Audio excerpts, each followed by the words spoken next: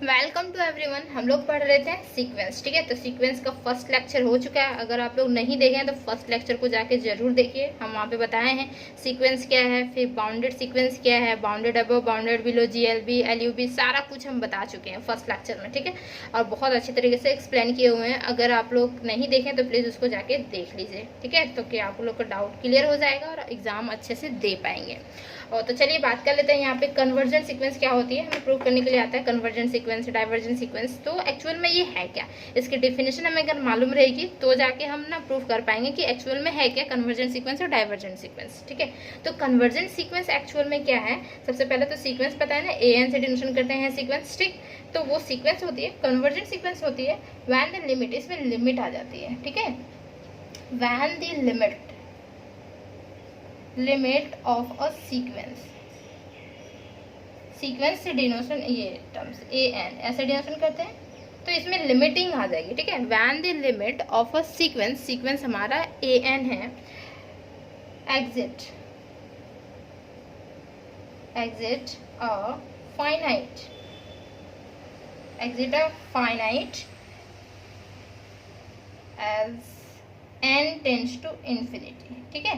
As n tends to infinity होगा, then this sequence जो हमारी आ जाएगी, then the sequence हमारा जो ए एन है is said to be क्या, कन्वर्जेंट सीक्वेंस।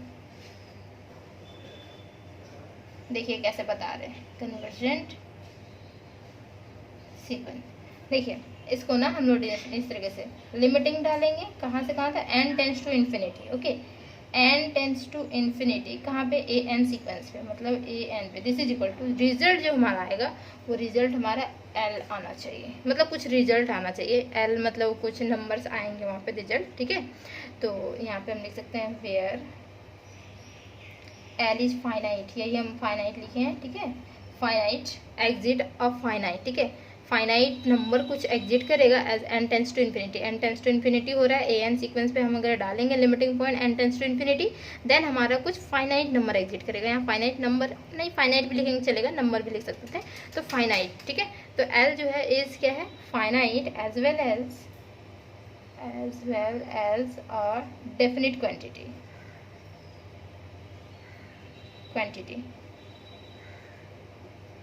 डेफिनिट क्वांटिटी है, ओके। तो ये हमारी होती है कन्वर्जेंट सीक्वेंस। अगर हम देखिए सीक्वेंस हमारा ए एन सीक्वेंस है, ठीक, ए एन सीक्वेंस है, इस पर हम लिमिटिंग लगाते हैं, जैसे लिमिट लगाएं और लिमिटिंग जो होगी वो एन टेंस टू इन्फिनिटी हो जाती है और कुछ रिजल्ट दे देती है। यहाँ पे जैसे एल से डिनोशन किए, कुछ रिजल्ट दे देगी तो ये हमारी कन्वर्जेंट हो जाएगी। और अगर रिजल्ट नहीं दी तो वो हमारा डाइवर्जेंट होता है, ओके। तो डाइवर्जेंट भी हम देखेंगे। सबसे पहले तो हम कन्वर्जेंट, ठीक।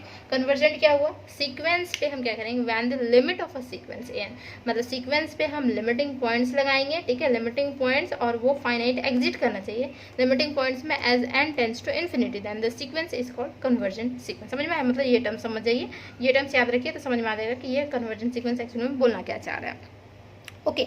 एंड उसके बाद देखिए डाइवर्जेंट सीक्वेंस क्या है, ठीक। और ये वेरी वेरी इंपॉर्टेंट है डाइवर्जेंट सीक्वेंस। डाइवर्जेंट सीक्वेंस क्या है, तो इफ या व्हेन द लिमिट, ठीक है, इसको भी सेम वैसे ही लिखिए, when the limit of a sequence,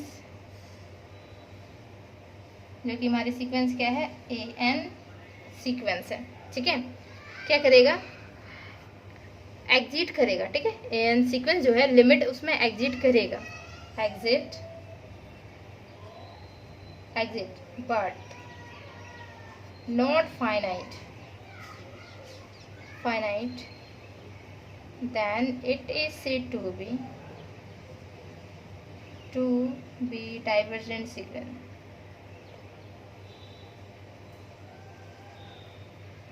मतलब समझ में आया, ठीक है।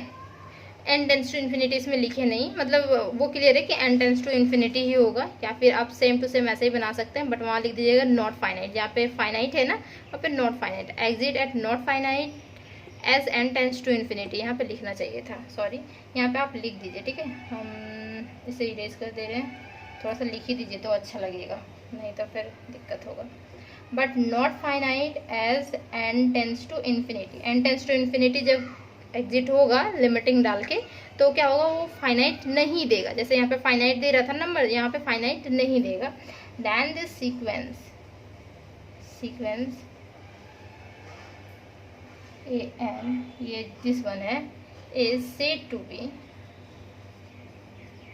B divergent sequence. ठीक है, जैसे कि दैट इज करके लिखिए, लिमिटिंग कहाँ से कहाँ तक, n टेंस टू इन्फिनिटी, किस पे, an पे हो रहा है। और दिस इज इक्वल टू, ये क्या दे दे रहा है, ये में भी हो सक रहा है इन्फिनिटी पॉजिटिव में भी हो सक रहा है नेगेटिव में इन्फिनिटी दे रहा है, मतलब कुछ और नंबर दे रहा है यहाँ पे। मतलब नंबर ही नहीं दे रहा है, फाइनाइट नंबर कुछ नहीं आ रही, ये प्लस इन्फिनिटी और माइनस इन्फिनिटी आ जा रही। देन हम बोल पाएंगे क्या कि ये हमारा डाइवर्जेंट आ जाता है। जब भी डाइवर्जेंट प्रूफ करना रहा तो इस तरीके से प्रूफ हो जाता है हमारा, कन्वर्जेंट प्रूफ करना रहता है तो इस तरीके से हमें दिखानी पड़ती है, तब जाके हमारा प्रूफ होता है। ठीक है, तो ये कन्वर्जन समझ में आ गया और डाइवर्जन समझ में आया। लिमिटिंग डालनी है n टेंस टू इन्फिनिटी और an पे, और अगर रिजल्ट हमारा कोई फाइनाइट आता है तो कन्वर्जन इनफाइनाइट आता है, प्लस माइनस में आया तो वो हमारा डाइवर्जेंट। ओके, देन उसके बाद देखिए क्या होता है कि limit of a sequence actual में होता क्या है, उसके बाद कोची सीक्वेंस क्या होता है। Okay, limit of a sequence क्या होता है, देखिए ये मेरीज कर देना, limit of a sequence,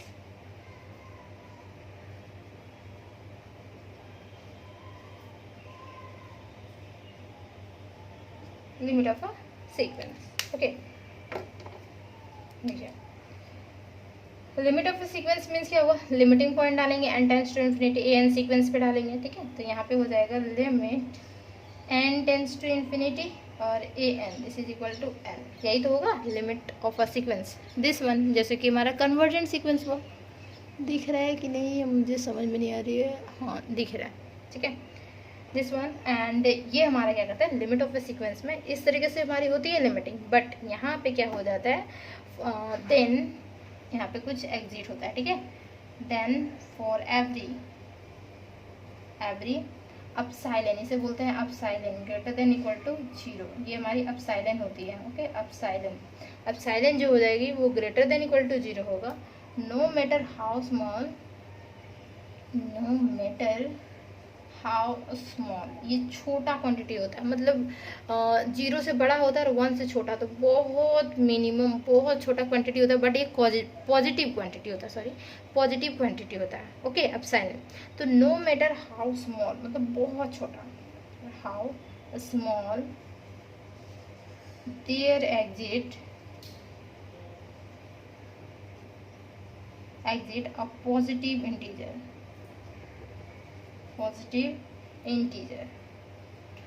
positive integer exist करता है, जिसे हम बोल रहे हैं स्मॉल m, बहुत छोटा। ठीक है, सच दैट, तो इसमें क्या होता है सच दैट, ये जो an है ना हमारा an, दिस वन an, और इसे बोलेंगे an, और ये हमारा हो जाता है माइनस l का ये mod less than epsilon for all n जो हुआ वो ग्रेटर देन इक्वल टू किससे, m से बड़ा हो जाता है। This is called limit of a sequence. ठीक है, आगे चल के आप लोग को सेमेस्टर 6 तक ये काम देगा कि limit of a sequence actually में है क्या। और ये जो टर्म्स होती है ना, ये टर्म्स को हम लोग किस तरीके से लिख सकते हैं पता है कि an है ना, ये जो an है, an किसके बीच में लाई किया है पता है, किसके बीच में, l और एप्सिलॉन, मतलब यहाँ पे l माइनस एप्सिलॉन, यहाँ पे l प्लस एप्सिलॉन के बीच में ये लाई किया हुआ है an।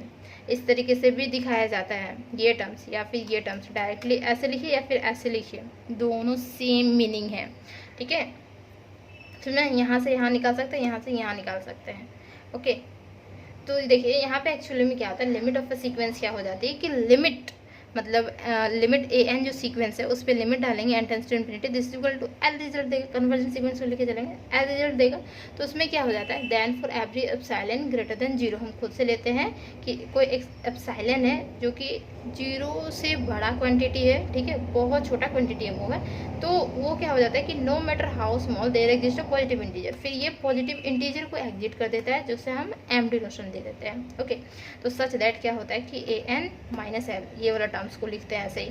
ये लिमिटिंग से हम यहाँ लिख सकते हैं, यहाँ से हम ऐसे लिख सकते हैं, ठीक है। ए एन माइनस एल हो जाता है, ये लेस देन क्या हो जाएगा, जो स्मॉल क्वान्टिटी ऑफ साइलेंट लिए थे ना वो हमारा उससे छोटा हो जाता है, ठीक। और यहाँ पे n जो है वो greater than equal to m हो जाता है, ये जो स्मॉल क्वांटिटी लिए उससे ये n बड़ा रहेगा। इस टर्म को हम लोग ऐसे ले सकते हैं, इसकी ग्राफ आती है, ग्राफ के थ्रू उसको समझाया जाता है, बट अभी समझना उतना इम्पोर्टेंट है नहीं, बट यहाँ पे समझिए, ठीक है। इस तरीके से इसको लिखा जाता है। Okay, limit of A sequence बोला जाता है। अब आती है बात कोची सीक्वेंस की, इसीलिए सबसे पहले लिमिट ऑफ ए सीक्वेंस पढ़ा जाता है, उसके बाद कोची सीक्वेंस क्या होती है वो बताया जाता है। ओके, तो कोची सीक्वेंस एक्चुअल में क्या होता है, देखिए इसी से रिलेटेड है कोची सीक्वेंस भी। जब भी प्रूव करना रहेगा कोची सीक्वेंस प्रूव कीजिए, तो प्रूव करने के लिए हमें डिफिनेशन पता होना चाहिए, तभी तो जाके प्रूव कर सकते हैं ना, इसीलिए कोची सीक्वेंस, और डिफिनेशन भी एग्जाम में आती है, ठीक है। कोची सीक्वेंस क्या है, देखिए अ सीक्वेंस, कोई एक सीक्वेंस है, ये लेते हैं अ सीक्वेंस ए एन हमारा सीक्वेंस है। Okay, sequence of real number a n, sequence of real number is said to be a Cauchy sequence, ठीक है। A sequence a n of real number is said to be a Cauchy sequence, कब sequence Cauchy sequence बोलेंगे, if for every epsilon greater than 0 no matter how small,